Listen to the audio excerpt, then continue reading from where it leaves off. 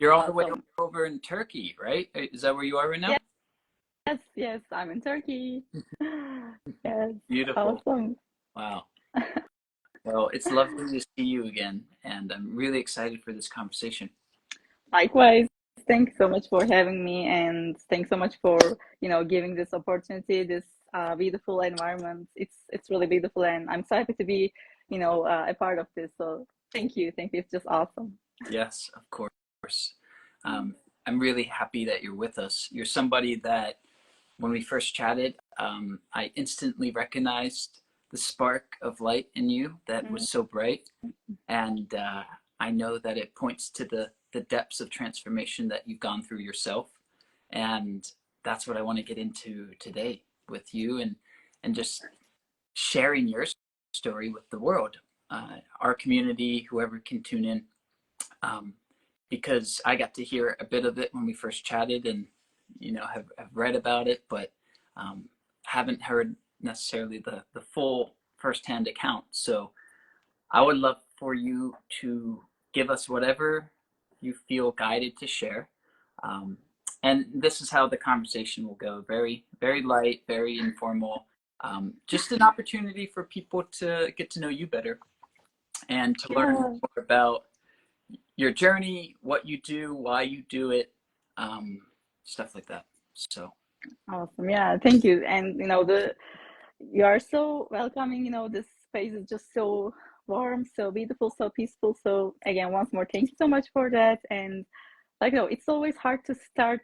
Where can I start this journey? But it's like for me, it was always I had that feeling like I'm not from here. I don't belong. What am I doing here on this earth? Like I never could fully embrace the human experience, and I always felt like there was something wrong with me. Like I wasn't fully able to communicate with humans, and of course I blame myself a lot. Like whether I'm antisocial, I don't like I lack communication skills, and I so that actually made me feel like an outsider, and I turned even more inward. And I thought that was a curse back in those days. Before my awakening, I thought it was like, I could never fit in, and people will never accept me, and I will always be, alone, and I will always feel like that. So I try to settle. I try to settle, and with friendships, with relationships, with job, and when I try to really settle and commit to something that's not for me, not for my highest good, God came and said, "What the hell are you doing?" It was definitely God was speaking to me. That first moment was, and that started my awakening. It was like, I mean, do you really deserve that?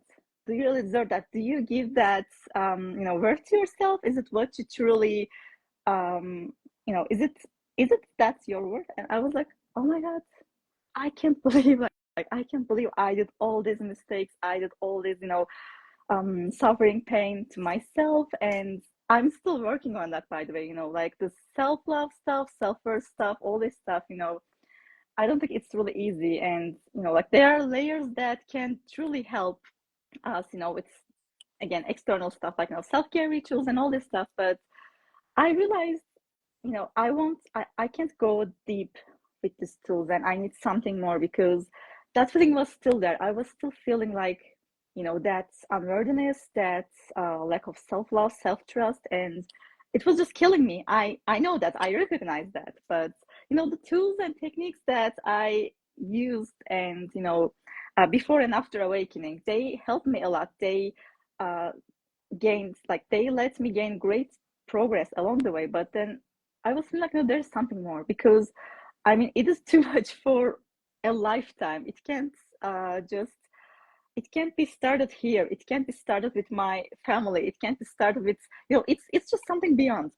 And the more I started to work with energy healing tools, like I first started with Reiki, and actually before that, it started with like tarot and kind of like esoteric stuff, like the hero's journey, Jungian psychology, and like they were really helpful for me to understand, the human psychology, myself, how we are connected to both our lineage and our, different experiences, different lifetimes, and all this stuff, because it was kind of challenging to understand with human mind, right? And they helped me a lot to really connect the dots. And I was like, oh, okay, so this is actually not about me, but like I was able to find those connections.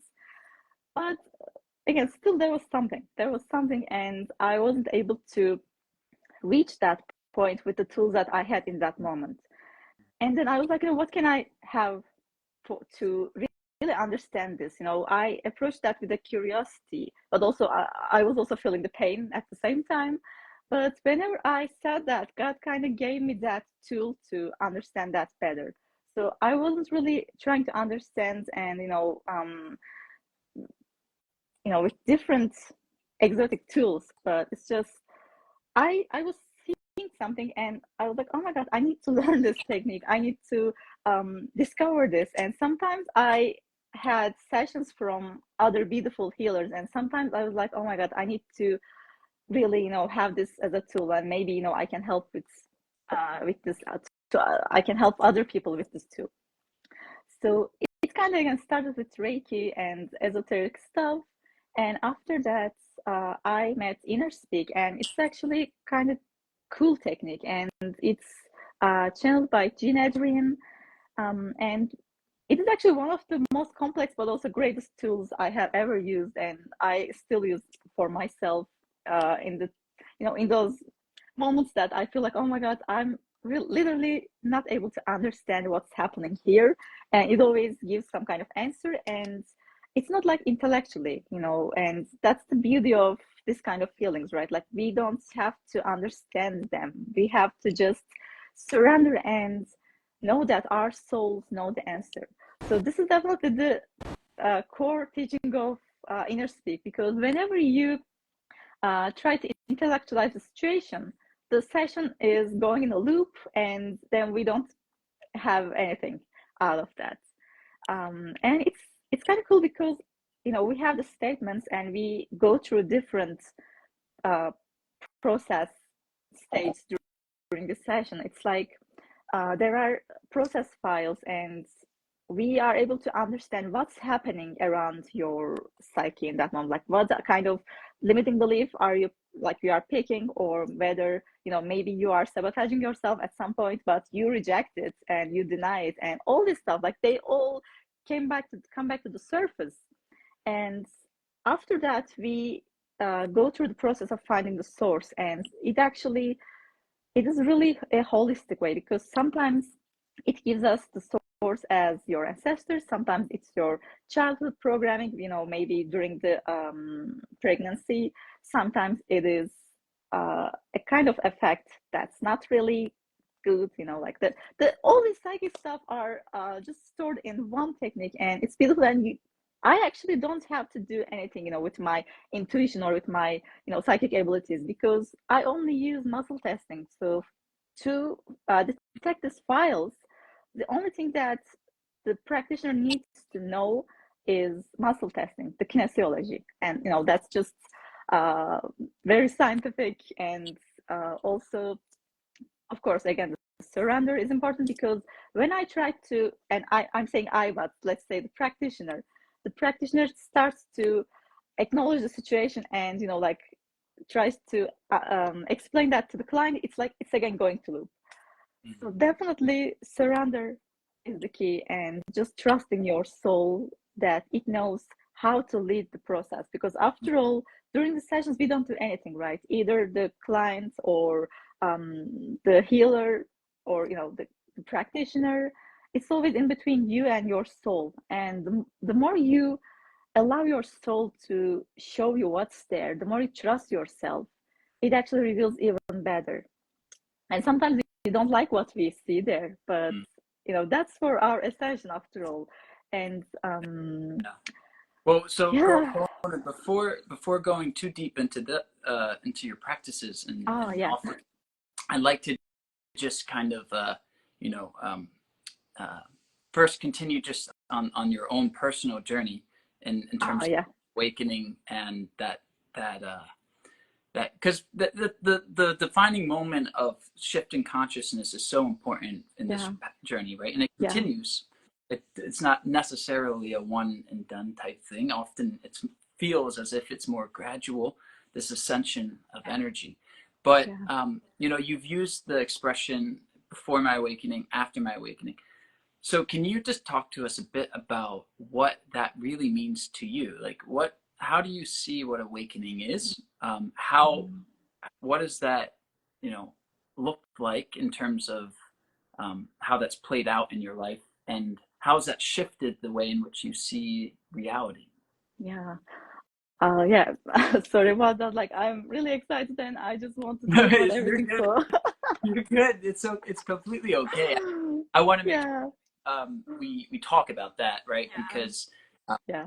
it's so important, and I know that for you, it's so genuine, the shift. So I think it will benefit those who hear it. Yeah. So again, if we talk about the before awakening, after awakening process, it's like what was really, I don't know, heart opening for me was just realizing that,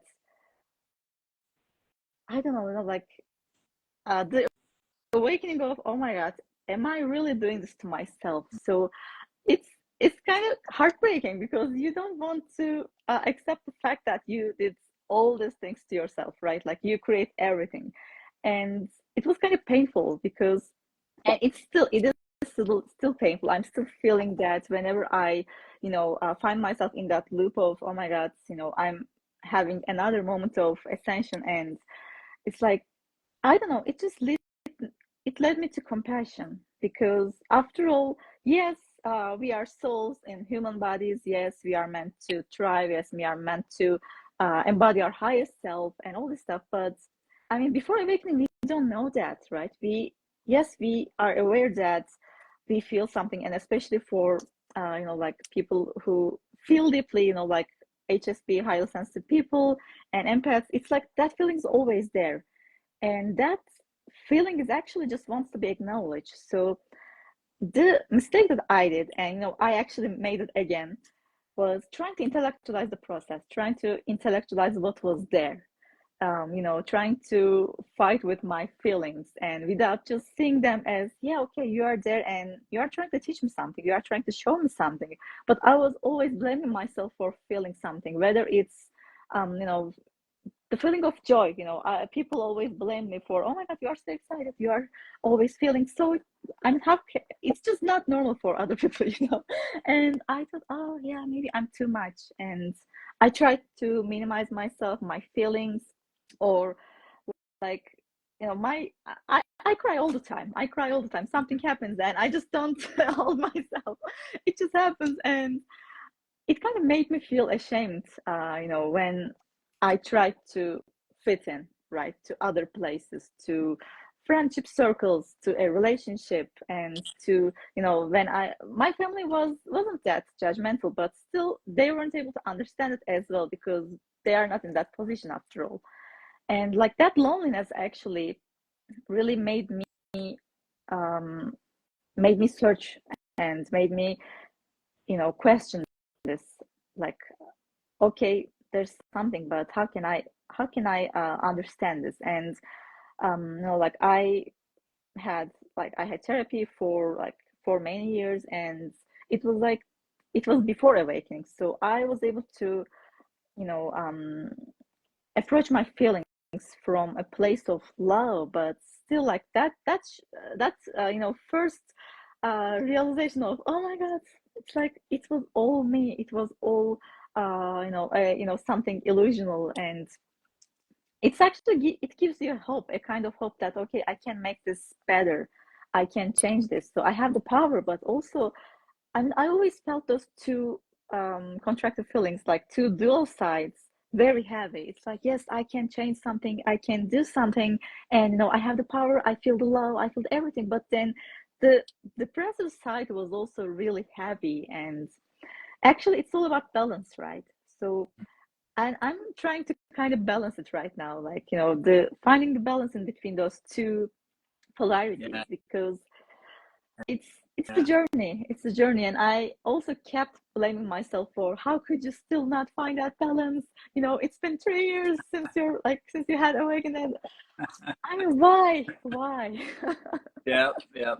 It's the struggle of being human, and it's a struggle we all share.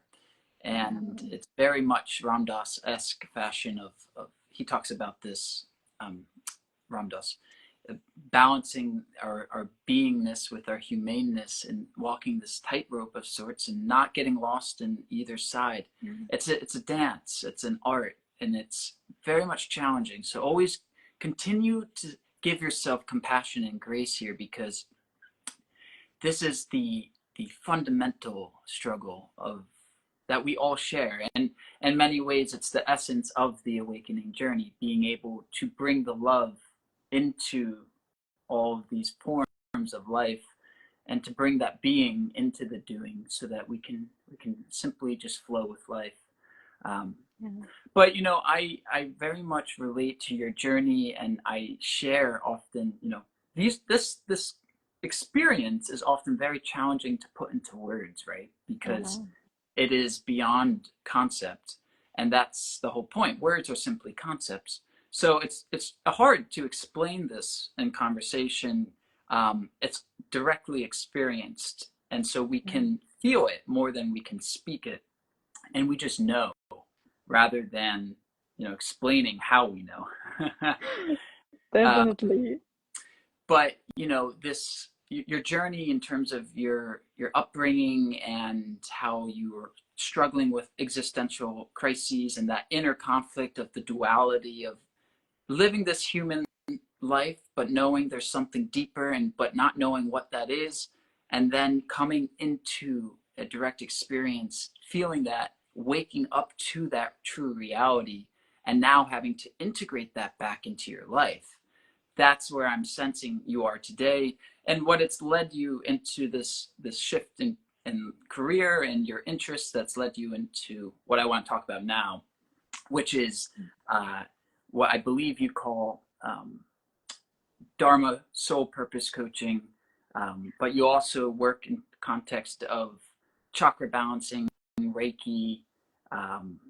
So let's talk a bit about what you actually do in terms of what services you provide in this space, um, and talk a bit about how you actually package those and offer them to the world.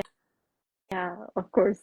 And thank you so much for the, overall explanation, because that's definitely the process of like awakening and keep going. So, because I thought at one point, like, yeah, I'm awakened and now everything will be all butterflies and everything, but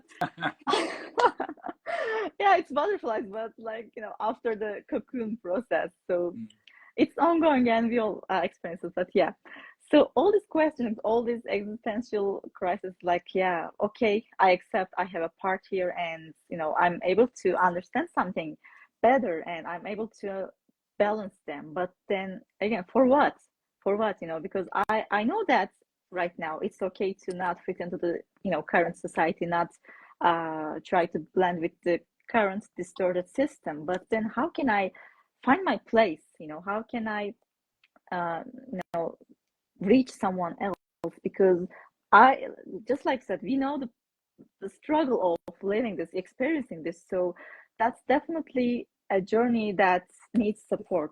And I actually, before talking about my services, I want to really give that metaphor, because it helped me to understand the healing journey. Maybe it can help someone else as well. Like, we borrow these houses from our parents, our ancestors, right? And we know that we have soul contracts and all this stuff. So we know that we will come here and we will deal with this stuff. But that house is dirty, and it doesn't mean that no one cared. Maybe, I don't know, maybe your ancestor fixed the door so that now you don't have to fix that door. But it's like there's a broken chair, and you see that and you can't sit on that, and so you're like, yeah, okay, let me just fix it, and maybe you can't fix, so you buy a new one.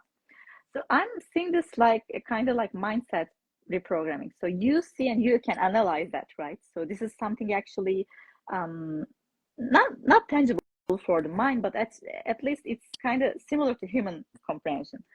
And then, okay, but still the house is not really comfy and there's something, and maybe your fridge is broken and then you buy a new fridge, but still it's not working. And you're like, oh my God, I just buy a new fridge and it's not working. And then you realize, oh my God, maybe there's something wrong with the electricity, maybe there's something wrong with the electrical system. So I think that's the point where we reach multidimensional or quantum healing, because it's like, yes, I mean, I did my affirmations, I did my mindset reprogramming, but still there's something, like I did that for 21 days and I'm still keep going, but nothing's changing. So this means that, yeah, universe is just directing you to look deeper, to understand something, not understand, but just realize that there's something. And unless you change that, that fridge won't work. So after seeing this and after, doing everything, but still I don't see any progress, I realize that, okay, I want to dive deeper and, understand this multidimensional concepts. It's because it's definitely not just chakra balancing. There's still something wrong. There's not wrong, but there's still something distorted. And about that, like I actually talked about inner speak, but now I want to talk about Sekhem healing, Sekhem Reiki, because it's kind of related to that. So it's like when we feel that distortion and we are not really able to again detect where is the source, where does it come from, and how can I recalibrate that. Sekhem really works with this kind of things because it works with 12 different layers of our consciousness. So it's not just our emotional body, physical or mental body, but it goes beyond. And sometimes that distortion is at the heart center, but it's not like heart chakra. It's kind of a different mindset. And sometimes it's coming from I don't know, like a parallel life. And sometimes you don't always find that specific lifetime by past life regression. Sometimes it happens, but sometimes it's just I try this a lot because like I had different sessions, different events, still there was something. And then when I fully surrendered and say, okay, my mind is not able to understand this, my soul is not able to hold this energy, because sometimes our soul protects us and wants to just let me just do the work, and you just keep going, you do your work, and it's like that. So just receiving that energy just simply works in that area, and then it actually starts something. So maybe after that recalibration, you realize, oh, okay, yes, so now I can fill my fridge, so now I can buy something, or maybe I can, I don't know, work more on that kitchen area, you know what I mean? And like you do the work, and maybe you realize, oh, okay, now sink is not working. Maybe you have dishes and you want to wash, but maybe like there's no water. So this is a very specific thing, but it's just this is how you reach those different areas, right? And so for those places that we can't see, we can't really understand what's happening in that area, that kind of quantum healing techniques are really beneficial. At least I found it really helpful during my journey. And just like that, again, during the second healing session, you don't have to do anything else but just receiving that energy, just like Reiki.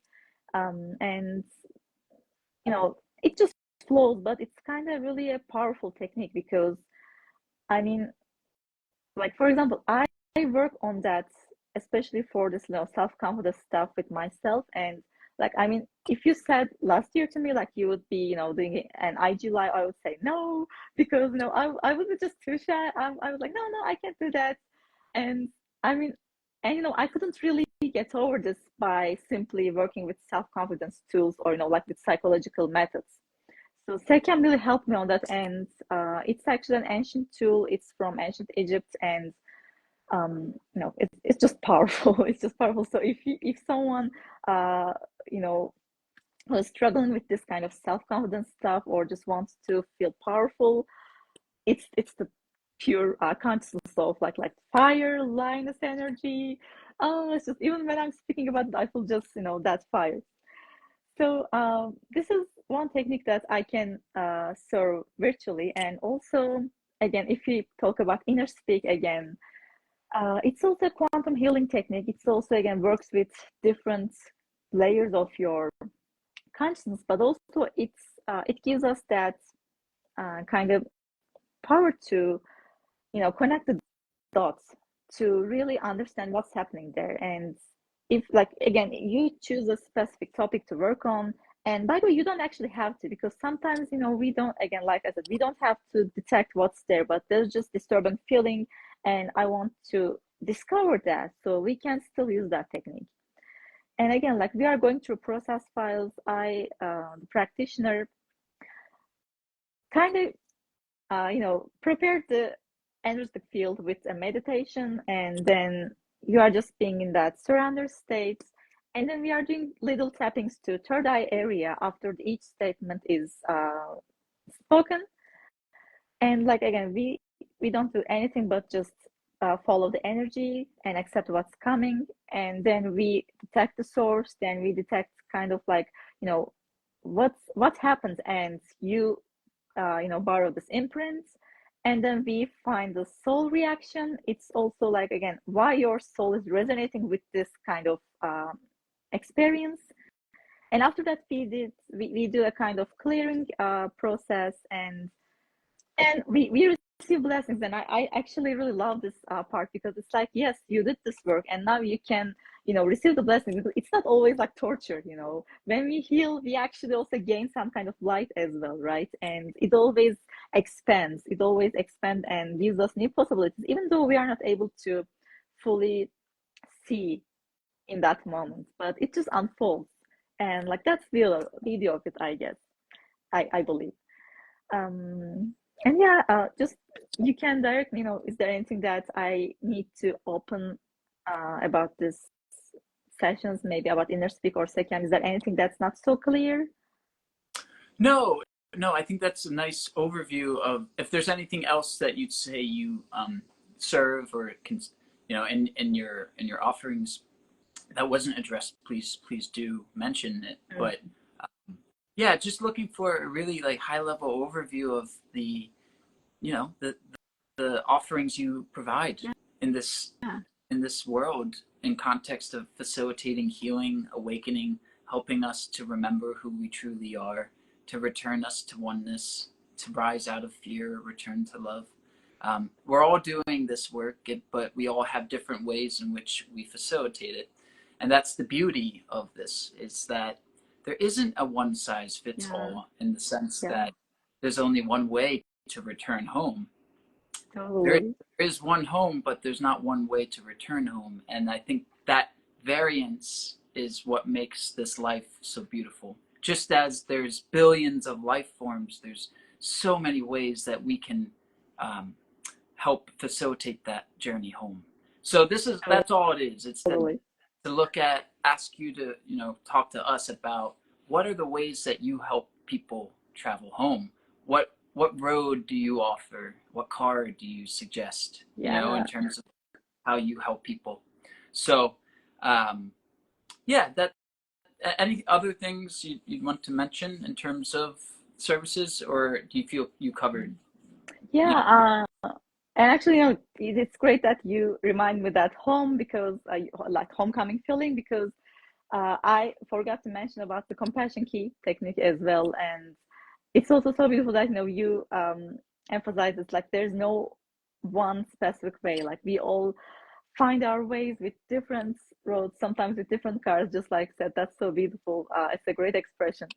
And, like, actually, I had this feeling more with compassion key technique, because, like I said, all this, especially inner speak, it's kind of works. It kind of, I don't know, it's more like on the intellectual side. So I was able to, I was trying to understand everything with my mind before really tap into my heart. Like I said, I was trying to intellectualize my emotions rather than just accepting and feeling them. And the compassion key really helped me about this, because it's like, it's kind of actually familiar to the Ho'oponopono technique, like, I'm sorry, please forgive me, thank you, I love you. Like, it's kind of works with that mindset, because you are just anchoring yourself in your heart space with that technique. And then we are saying statements like I'm sorry you feel sad. I'm sorry you feel blah blah. And we are saying this to ourselves. It's like our higher self is talking to us, and it's kind of like really that's journey to home, because again, like we said, it's only about acknowledging that feeling. And sometimes we try to analyze it, sometimes we try to detect what's there, how can I change this, how can I change this, through my thinking, way of thinking, or like all this stuff. But sometimes it just wants to be acknowledged.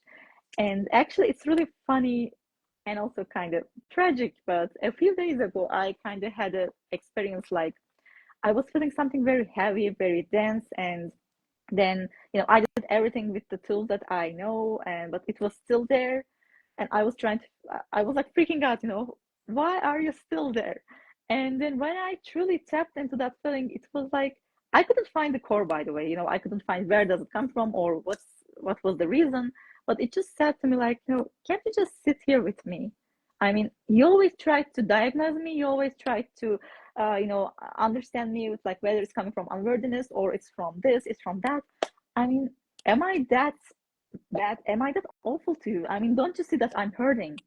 And it was like I felt so ashamed, because that's actually a self-rejection, right? We are rejecting our wounded parts. We are rejecting our vulnerability, our fragile parts. And again, that's the beauty of human. Actually, that's why we are here together, because we all experienced this at some point in our lives, and we are still experiencing on different levels. So the compassion key really is a great tool for that, to really acknowledge that without trying to intellectualize or understand or give healing. It's just you sit, and it kind of it dissolves, and it gives you that, it allows you to have that love. And I think that's the most precious side of any kind of healing technique, just feeling home again, just like you said. Yeah. And yeah, and um, I don't know, I don't know. I'm just thinking about what else I can say.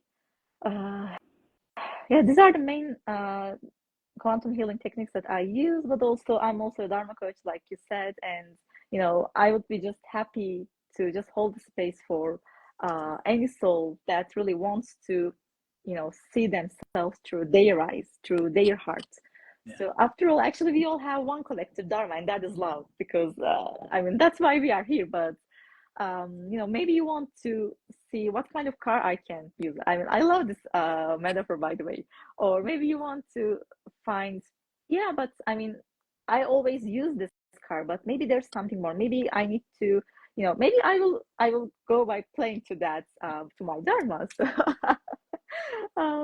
so if you want to discover that, I'm also really happy to, hold the space, because after all, when we are expressing ourselves to someone else, in that coaching space, it also creates really great miracles, because normally we have this conversation in our heads, and when it's in our heads, it's kind of messy. But when we vocalize it, actually that also creates something, like our throat chakra, our voice is the kind of the seat of creation, right? So when we speak, we create. And that's why I also really appreciate coaching, being as a client or coach. So I love both spaces as well. Um, and yeah, so it's always about ourselves. So we hold the client, or I don't want to say client, but let's say each soul holds their own magic wand. So it's not about the technique, the healer, or anything else. But if your soul is ready to go beyond, if your soul is ready to take that leap to really feel home and come home to yourself, I mean, you will have the tools and techniques and people that can really guide you Yeah. in that area. And that's God given, right? So Yeah. that can't be distorted. Yeah. Yeah. Well said. Well said. And I think that is a really important emphasis of for everyone to remember on this journey, that ultimately the technique or the modality, whatever is being used, is Yeah. secondary, and it dissolves, because the technique is a concept itself, but what's not a concept is that which cannot be conceptualized, which is who you truly are. And that's a vibration, that's an energy, and that's something that we as healers, quote unquote, can hold that vibration to an of wholeness, of purity, which is of source itself. And so we're not healing directly, right? We're just holding that space for the healee to step into that vibration through which they heal themselves. Totally. Or they remember the wholeness that they already are, and to be more accurate. Because on the deepest level, we're all already healed. We just forget. Yeah. And so this is the journey of remembrance, and that journey of exiting the insanity of our egoic minds to enter the sanity of our unconditioned heart. And so that's the journey, that 18 inches from mind to heart. Yeah. And it's the longest journey you'll ever take. And it's the whole purpose of being here. And Totally. that's what we're doing, right? So yeah, I like how you frame that in terms of just, you sat with the feeling, you just sat with it, you were there, present with it, and allowed it to be, surrendered to it. And instead of trying to analyze it in some type of, psychological way of figuring it out and solving it like a math problem, you instead just were there with it. You were present, and in turn it dissolved, right? Through the provision of loving awareness, you are able to dislodge what is trapped egoic energy. And that dislodging ultimately is the healing process. So, Totally. yeah. Well, look, I can't believe it's been 40 minutes already almost, but Oh, yeah. I like to end these chats by inviting you to share any type of heart-based wisdom or guidance that you'd like to impart on the community. Something perhaps that would have served you when you were earlier on in more of that confused, lost state, pre-awakened state, you could describe it. But it could be at any point in this journey, but something that you feel in this moment is being called to you to share with the group. Yeah, thanks so much for giving that space. And oh my God, like that's the hardest question. But I guess I probably would again, you know, I probably would again say the importance of just accepting each and every feeling, because the try again. I was always trying to find the reason, and like maybe there's nothing wrong, but just I was self-rejecting myself with that judging eye, with that egoic mind, like you said, and that was creating distortion, and that was making me feel like I can't have anything that I want in this life. I know that creates this thing, and I kind of felt this um, during my journey with the feeling of darkness. And most of the times I felt like, yeah, I'm just a pessimist person. I radiate darkness, negative energy. So everyone's just, everyone will reject me. Even I rejected myself, right? So probably I could say that, just don't abandon yourself, don't reject that darkness, and just reach that with a curiosity. You're not evil. I mean, how could you be? How could you be evil? Because if you were, you wouldn't be aware of that. If you were dark, if you were someone evil that radiates an evil energy and demonic energy, then you wouldn't be questioning that. But I did this a lot, and I broke my own heart. So I just want to say that if you are feeling like you are in that darkness, um, just see that like you are the star, right? And if you are with the sun, if you are with the sun, you can't show your light. So maybe that's because the reason why you are in that darkness, in that dark canvas, is because you need to realize that you are the light. Like again, I mean, it may sound cheesy, but that's the truth, No, right? no, yeah. That's the truth, because many times we have this awakening in that dark state, and in that dark state we own our power, we realize how powerful we are. And actually that's something that really needs to be you know um acknowledged and loved, because again, like many, if you compare yourself to other people in the society, many people are still in that sleeping state, and they radiate negativity, they radiate darkness, and you say, okay, I see this, but I don't want to be a part of that. So that's a great uh, place to be. That's a great place of like rebellion, you know, like building new world. It kind of has this um exciting state because we are literally on this threshold of rebirthing new earth, and this is so exciting, though sometimes it's painful. You know, it will be really great, it will be really bright, and you know, just keep anchoring yourself in your heart. And that's the whole point after all. And darkness can't defeat us. Darkness is just meant to expand the light. So if we use it in this way, it's really useful, and there's no way we can be evil or we can be negative. And that's totally okay if sometimes we feel down. This doesn't mean that we are going, you know, in that loop of the same feeling we used to have before the awakening, but it's just upheaval, and we are spiraling up, we are spiraling down, and the journey goes on. Yeah. Yes. Well, beautiful, Gülnur. Thank you so much. It was such a joy to just Thank chat you. with you. You carry such a light, pure energy presence that is really nice to be with, and I'm looking forward to getting to know you better through this journey together, and to helping you to extend yourself and all of your beautiful offerings to the community, to the world.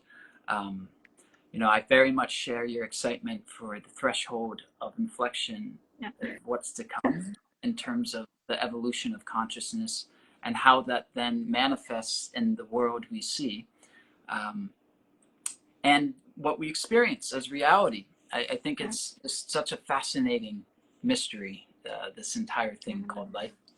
And yeah, thank you for being a part of this with us, and just the beginning. So all Yes. blessings.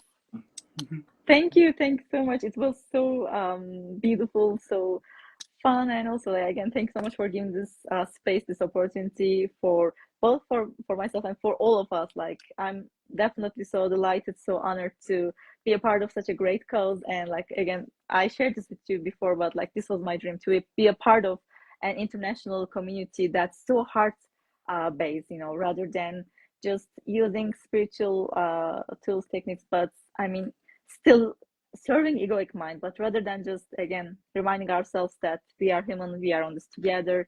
And that's beautiful, you know, just beautiful to support each other through this process. So I'm so grateful. Thank you. Of course. Okay. We'll talk soon, and be well. All right. Yes, thank Bye-bye. you. Bye bye. Bye.